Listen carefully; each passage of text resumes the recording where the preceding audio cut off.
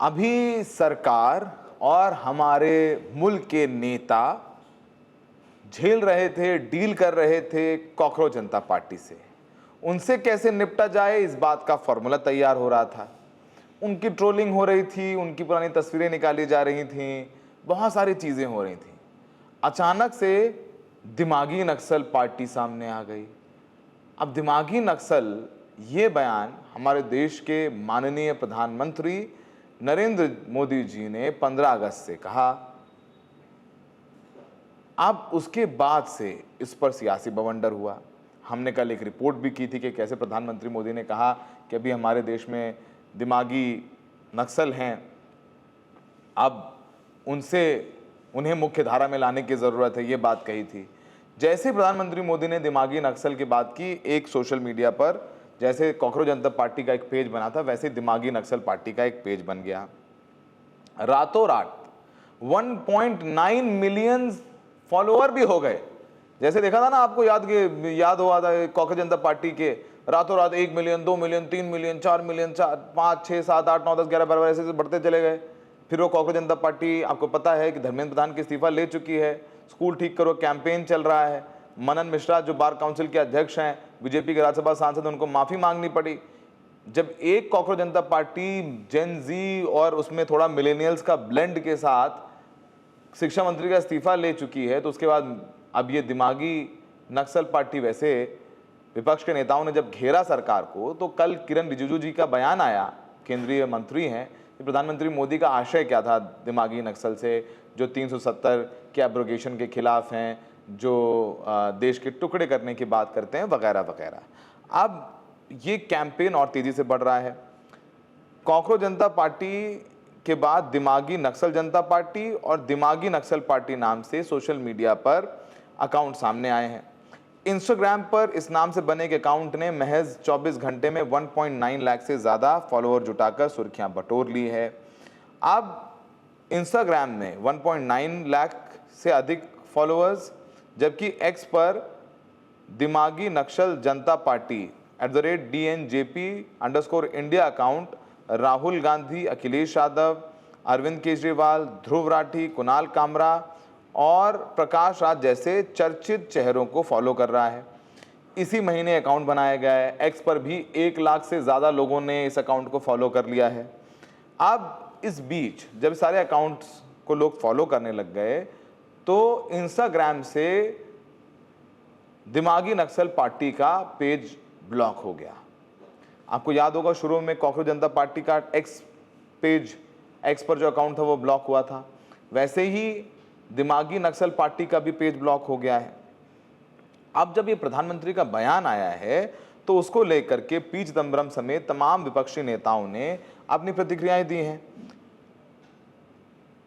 किरण रिजिजू जी ने जो बताया है कि प्रधानमंत्री मोदी जी का क्या कहना था, उसको लेकर के भी नई लड़ाई शुरू हो गई है। अब जो एक्स पर हैंडल बना है DNJP_India यानी दिमागी नक्सल जनता पार्टी, वो 15 से ज़्यादा अकाउंट को फॉलो कर रहा है। इसमें राहुल गांधी को फॉलो कर रहा है, अखिलेश यादव को, अरविंद केजरीवाल को, ध्रुव राठी को, कुणाल कामरा को, प्रकाश राज को, ये सबको फॉलो कर रहा है। और दिमागी नक्सल पार्टी नाम से अलग अलग सोशल मीडिया प्लेटफॉर्म बने हैं, पेज लोकप्रिय हो रहे हैं। कैंपेन शुरू होने के एक दिन के भीतर ही किसी पेज को 50,000 फॉलोअर मिल गए, किसी को 1 मिलियन हो गए, किसी को 1.5 लाख हो गए। कुछ रिपोर्टों में इंस्टाग्राम अकाउंट में 24 घंटे के अंदर 1.7 लाख फॉलोअर से अधिक हासिल करने की बात आई है।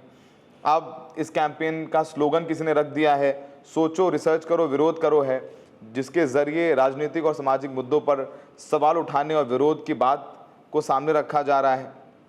अब समझिए कि इंस्टाग्राम पे मौजूद दिमागी नक्सल पार्टी का जो अकाउंट है, उस अकाउंट से लगातार पोस्ट शेयर किए जा रहे हैं। जब ये खबर आप देख रहे हैं तो लगभग 70 से ज़्यादा पोस्ट शेयर किए जा चुके हैं। 35 लोगों को ये फॉलो कर रहा है। और सवाल अब ये हो रहा है कि भाई इस कैंपेन को, इस पेज को कौन हैंडल कर रहा है। जैसे कॉकरोच जनता पार्टी का पेज अभिजीत दीपके ने बनाया था, वो अमेरिका में बैठे हुए थे, तो ये पेज किसने बनाया हुआ था। तो अब इस बात को लेकर पूरा एक सोशल मीडिया कैंपेन चल रहा है। अरविंद केजरीवाल जो आम आदमी पार्टी के संयोजक हैं, उन्होंने सोशल मीडिया पर एक पोस्ट किया है और उस सोशल मीडिया पोस्ट पर उसमें कहा है कि हाँ, मैं दिमागी नक्सल हूँ क्योंकि मैं देशभक्त हूँ और मुझे इस पर गर्व है। उस पर उन्होंने अपना बयान भी जारी किया है। इसके अलावा पूरा का पूरा कैंपेन जो है वो आम आदमी पार्टी ने दिमागी नक्सल वाले बयान से प्रधानमंत्री के छेड़ दिया है।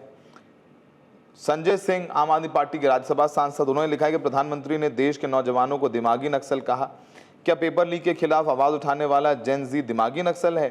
क्या अपने स्कूलों को ठीक करने की मांग करने वाले छोटे बच्चे दिमागी नक्सल हैं, या फिर लड़ाई करने वाली भारतीय झगड़ा पार्टी दिमागी नक्सल है?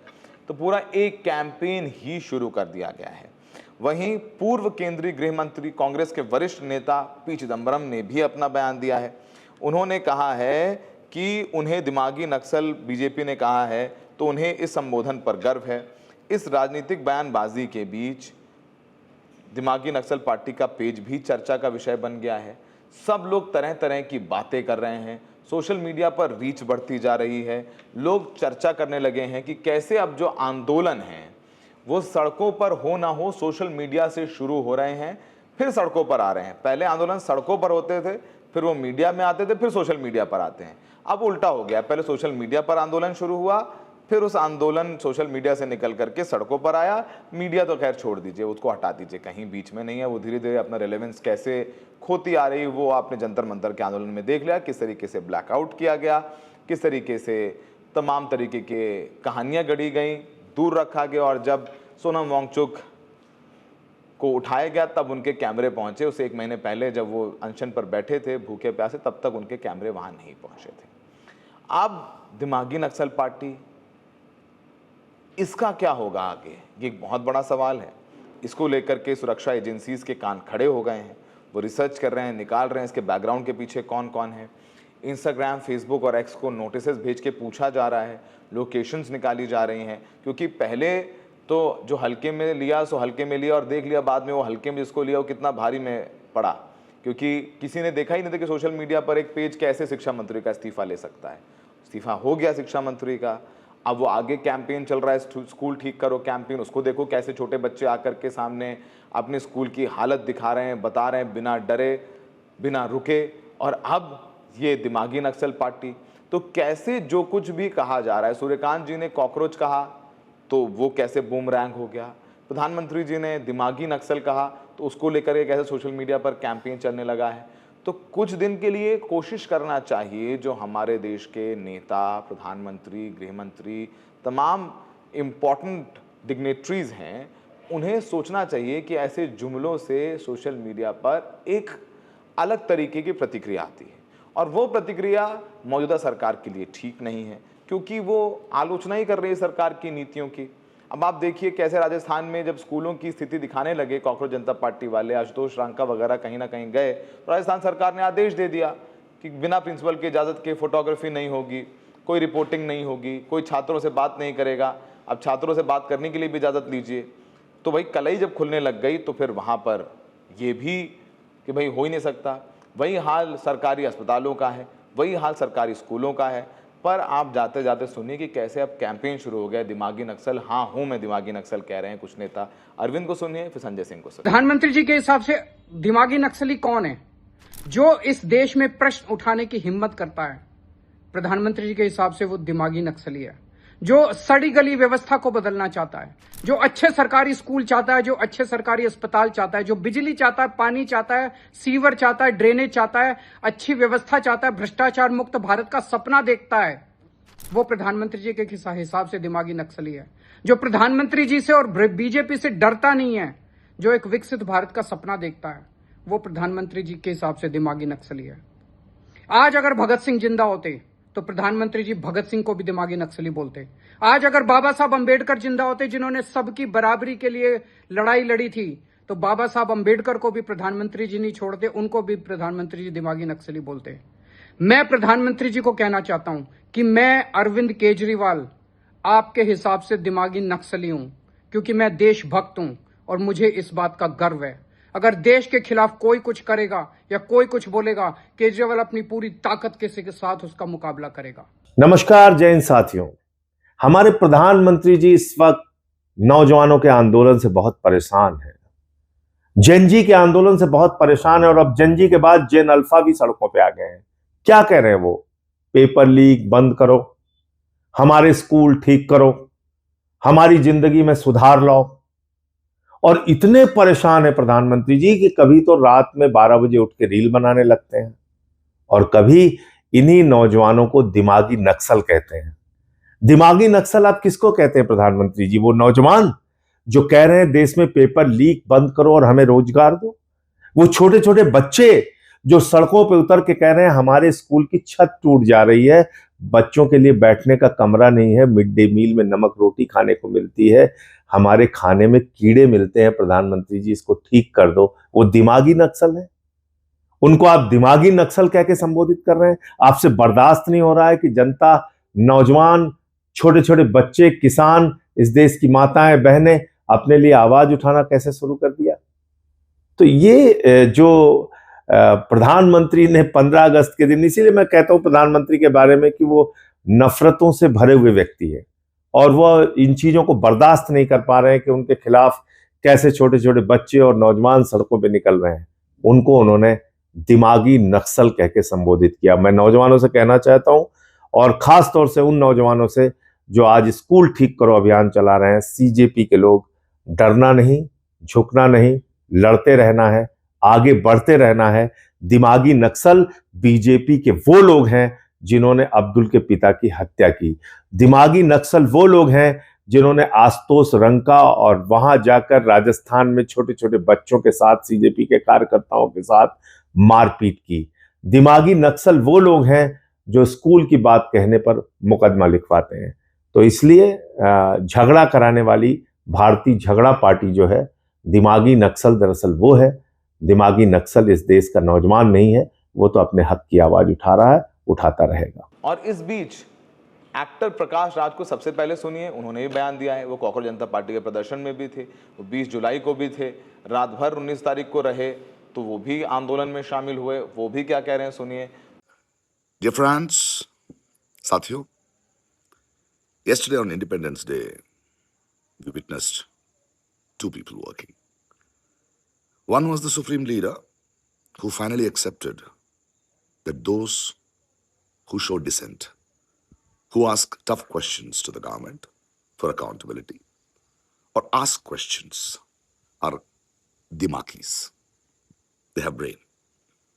After all these years of naming them urban Naxals, Viksit Virodhis, Kidas, cockroaches, now he has given us a title. Namakaran kiya hai, Dimagi Naxals.